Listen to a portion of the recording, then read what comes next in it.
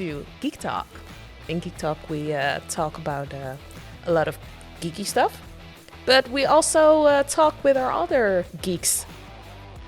Because I think that we are both convinced that everybody has a geeky side inside of him.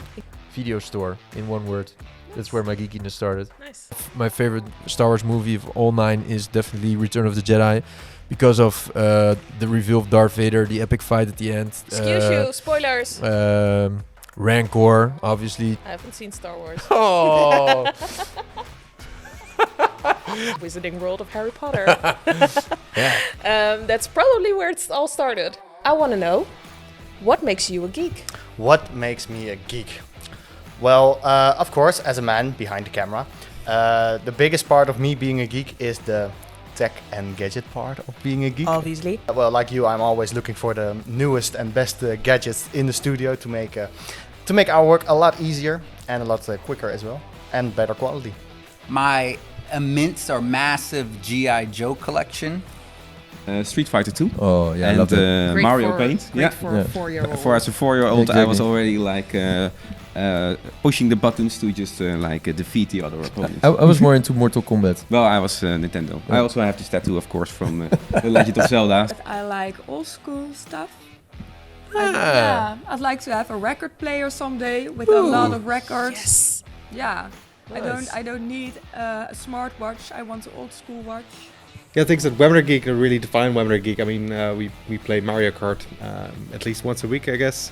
Big tournaments. The only thing I remember was playing Doom. Doom. Yeah. Oh, yeah. Yeah. I was just listening to the soundtrack of Doom Eternal. It's, Really? it's so epic. It Of really, course you really, did. really go hard. Learning Mandarin Chinese, so I'm not only a nerd in coding but also in language. So that's very nice. So do you want to continue this talk in Chinese? Yes, can 可以，我可以说中文，中文也是非常非常棒。 Oh wow. Sure. I I have think no there's idea even a what you little said. little accent there as well, right? Yeah. My design journey started with playing online games because I used to make avatars and visuals for in the game. So Oh, wow. Passion for sneakers, and that's something that used to be completely offline. I spent nights camping outside of stores waiting for the launch of a new shoe so that I can buy it. What makes you a geek? Ooh, many things. It was hard to decide, I think. At this point, I would say my previous career before WebinarGeek, I worked in architecture. It's cool. I remember when we were walking in New York in April that you were pointing out a lot of on the architectural structures there. So I think we just discovered this geekiness from you. We did. We So didn't I'm know glad that. we asked the question. Because the only thing you need to host a live stream or a good webinar is a decent microphone, a good microphone, a decent webcam, and a very enthusiastic host. So, because if we do have a lot of creative ideas, we can do it right away. Yeah. And that's in some cases actually better to not have consistency at all. So you have flexibility. So you have flexibility. Yeah. Okay. So you really need to listen to the market and what the market tells you you are. We all build our own identities in marketing and sales, but at the end of the day, the market will dictate to you how to apply that product. What I'm trying to do here at WebinarGeek, whenever we are sending an email, that it must feel that you got a message from a friend, personalization. And like the most easiest thing, use someone's first name. Yeah. And it's also good when I write a blog to inspire people to do more with the webinars. So it goes together. Yeah. So it's And I think it's funny, like there's some kind of a circle, right? From the support questions that you get, you probably see a lot of opportunities to create content. And of course, you deal with a lot of feedback. And how did that feedback come into the new streaming page? And how did we process all that? And what kind of feedback did we take to the new streaming page? The biggest role for me is to make it kind of have an overview of, hey, does this all have like a specific request, or is this something that we get asked a lot? Yeah, I've been basically part of it since the beginning. Yeah.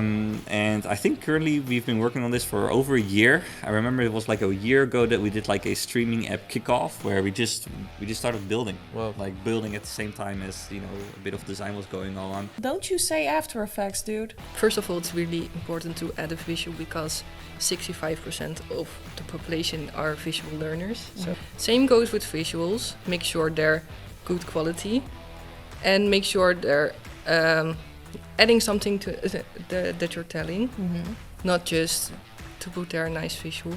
And also make sure your text is readable for the person that's in the far back while you're giving the presentation. Just test it out. That's important to have like this personal connection with all the people that I talk to. I try to have this personal connection, so share things that I experienced myself, even if it's about webinars, things that maybe went wrong in my own experience.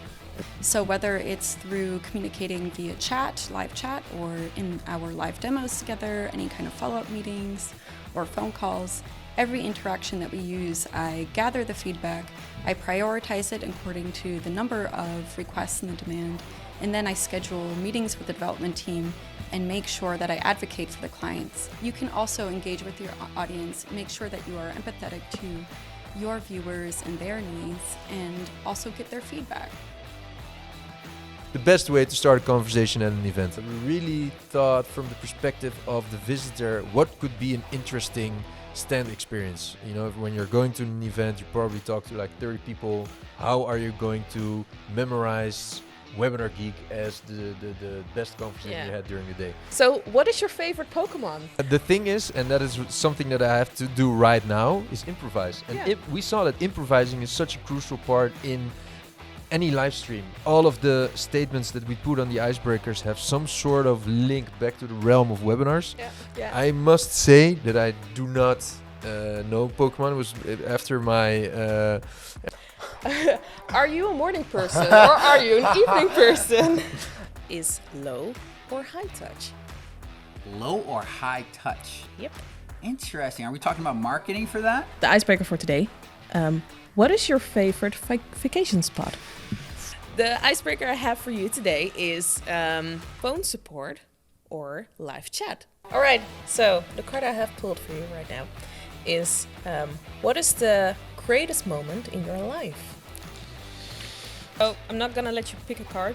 I already picked your card because I have the absolute perfect card for you. So the question that I have for you is, what is your favorite destination? The icebreaker I have for you today is an either-or question. So it is it Instagram or TikTok? But is it physical or online?